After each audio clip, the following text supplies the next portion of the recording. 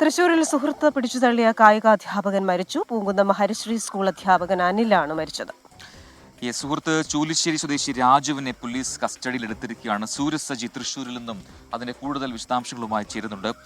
സൂരജ്, നമ്മുടെ സങ്കടപ്പെടുത്തുന്ന വാർത്തയാണ് ആദ്യം അവിടെ ഒന്നും പങ്കുവെക്കാനുള്ളത്. ഒരു സുഹൃത്ത് പിടിച്ചു തള്ളിയതിൽ ഒരു കായികാധ്യാപകൻ വീണ് മരിച്ചു എന്നൊരു വാർത്തയാണ്. എന്താണ് ഇങ്ങനെ ഒരു മരണത്തിലേക്കൊക്കെ പോകാൻ മാത്രമുള്ള അത്രമാത്രം ഒരു ശക്തിയേറിയ ഒരു തള്ളലായിരുന്നു ഇതെന്താണ് അവിടെ സംഭവിച്ചത്? ഇവർ തമ്മിൽ സംഘർഷമോ അല്ലെങ്കിൽ അങ്ങനെ അടിപിടിയോ ഒക്കെ ഉണ്ടായി എന്നാണോ മനസ്സിലാക്കേണ്ടത്?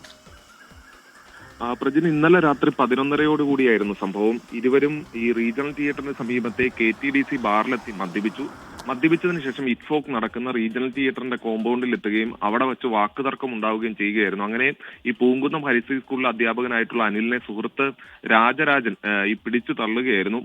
മുഖമിടിച്ചാണ് ഈ വീണതെന്ന് പറയുന്നു. പിന്നീട് അവിടെ നിന്ന് ഈ അനിലിനെ സമീപത്തെ അശ്വിനി ആശുപത്രിയിൽ എത്തിച്ചെങ്കിലും ആശുപത്രിയിൽ എത്തുമ്പോഴേക്കും മരണം സംഭവിച്ചിരുന്നു എന്നുള്ളതാണ് ഈ ആശുപത്രി അധികൃതർ വ്യക്തമാക്കുന്നത്. സുഹൃത്തിനെ നിലവിൽ പോലീസ് കസ്റ്റഡിയിലെടുക്കുകയും ചെയ്തിട്ടുണ്ട്.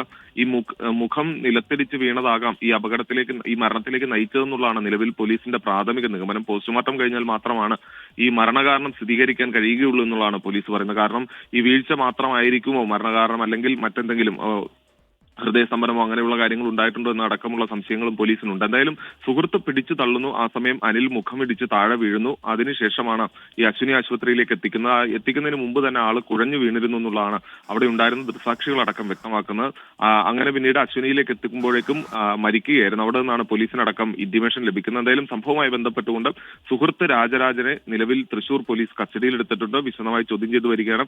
പോസ്റ്റ്മോർട്ടം നടപടികൾ ഇന്ന് നേരം പുലർന്നതിന് ശേഷം നടക്കുകയും ചെയ്യും.